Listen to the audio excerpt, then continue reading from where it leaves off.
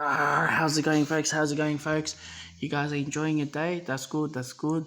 Now, I want to like to talk about this topic, which I raised really when I watched the TV today, and as well, it kind of got me thinking since last week. I don't know why I am frozen, but I'm better now.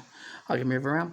Um, and it's talking about um, you know, refugee life and as well coming to their dream country.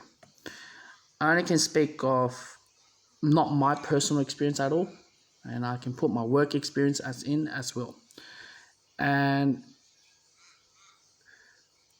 well, first things first, I'll do three stories. All right, one of them was, one of my co-workers who came to this country as a refugee.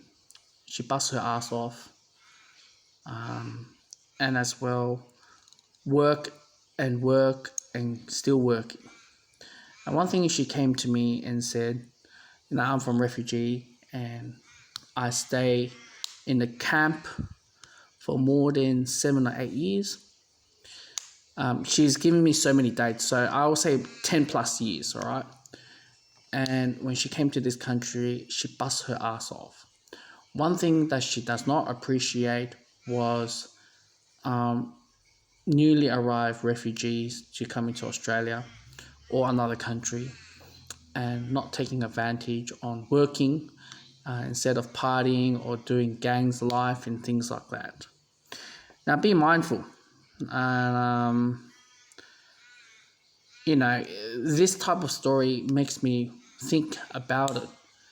And, all right, now let's give a second story. Second story is one of my former classmates. His background is South Sudanese, and his family popped 7 daughters and 1 son. Now, being a son of a male in the family is like the apple of the family. All right. So he stayed in a refugee.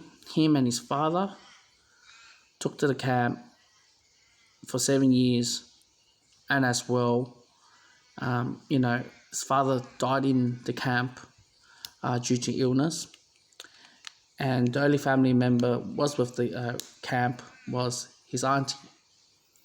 They came to the first choice. They got selected to go to England. He went there, and he returned back to the camp and saying that he actually declined the offer. I don't know what was the story, but he declined the offer, but he wanted to stay in Australia. He wants to come to Australia. So he came to Australia, and he worked his ass off, bust his ass, and brought his whole family, including his mother, to Australia. And his work profession during that time, I don't know what it is, I haven't talked to him for a while now, was modelling. And he bust his ass, brought 7 of his sisters and his mother to this country. Now, when I mentioned this story to my co-worker's like, man, that's such a blessing, boy. Committed to hustle and bring his whole family here. And what she stated is that unlike the ones who are currently in Australia, they go partying and gang life, doing nothing, mixing around the wrong crowd, and as well, just don't care about their loved ones back in their country, and don't take any responsibility. That's what she's trying to say. And I put my opinion, and I said, man, it's amazing how you said that. And I've experienced working in the food stamp or food parcel, food bank industry before I worked in the caring industry, and I get to see a lot of refugees in different countries, which I have to deal. I respect all of them. They have kids, they loved ones coming to Australia, which is fair enough. But one thing that really shocked me was they have iPhones and iPads. And my coworker kind of understand what I meant by. And correct me if I'm wrong, all right? This is my part of my opinion and what I hear, and I won't say it's correct or wrong. Which right now with the lefty praising with refugees coming to their countries and flooded with money and flooded with all the services, and as well just pouring more money. And you know, my coworker shared a story how she knew some of the refugees just getting squillings of money from the government and do nothing, just having Uber Eats and everything, and not looking after their child, and just having the money going in the bank account. Basically, not being a good role model, and having that sort of lifestyle, is an intergenerational social problem because of leeching the government's money. So that's what she said from her point of view. And me, I said it. I could see some similarity when I'm in the food bank. I'm not saying that I control them for what food they put in their mouth, but the stuff that's what's being grabbed, it's not only just my food bank, but also those who are homeless are sick and tired of which they claim is a cheating system. Not only just the refugees, but also, I won't say refugees, but partial of them. I can't say all of them because whatever comes through my service, the services I work in, is the clients that I deal with.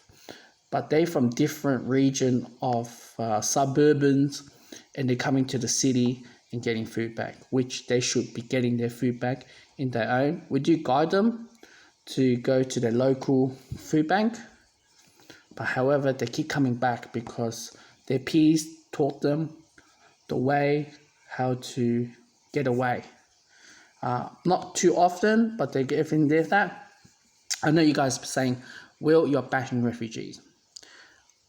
When I was working in the city branch, I get to see a lot of my people, my Chinese. They do anything for free money. They get free breakfast.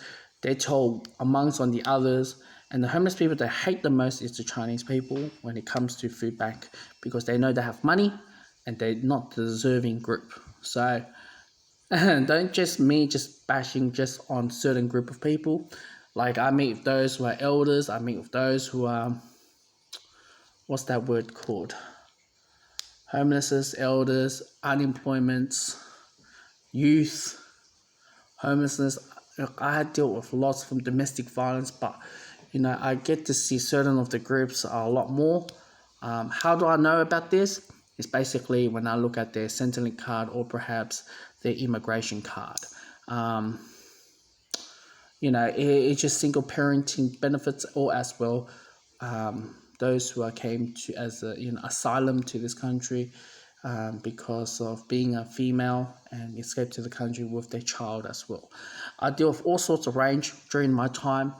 I wish I can go back and work, when I have free time, but now with this COVID-19, I probably will go back during the Christmas time and I give them a help. They're the deserving group, but you never know what's going on. Now, let's talk about today. I watched this program just out of nowhere, just talk about the refugee camps in Syria and how kids give up school. They cherry pick stories, obviously, but obviously they've chosen the successful ones. The successful ones was like, a kid give up schooling, help his father running this bread business in the refugee camp. And another story they talk about is you got girls who go study, but the moment they got married, they don't go to study. All right. This is based on a TV show. This is not based on my opinion on anything like that.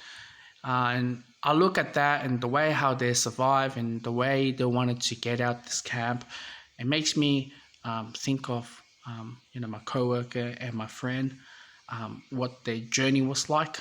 And there's nothing much they do in the refugee camps. What's been shown on the TV is just showing kids. Parents urge their kids to go study and study English, and that's the way how it is. And what we see with the migrant waves around, especially with Europe, and things like that in Australia and around the world. I'm not going to talk much about it because this video is more about the refugees. So that's a very sensitive topic. So yeah.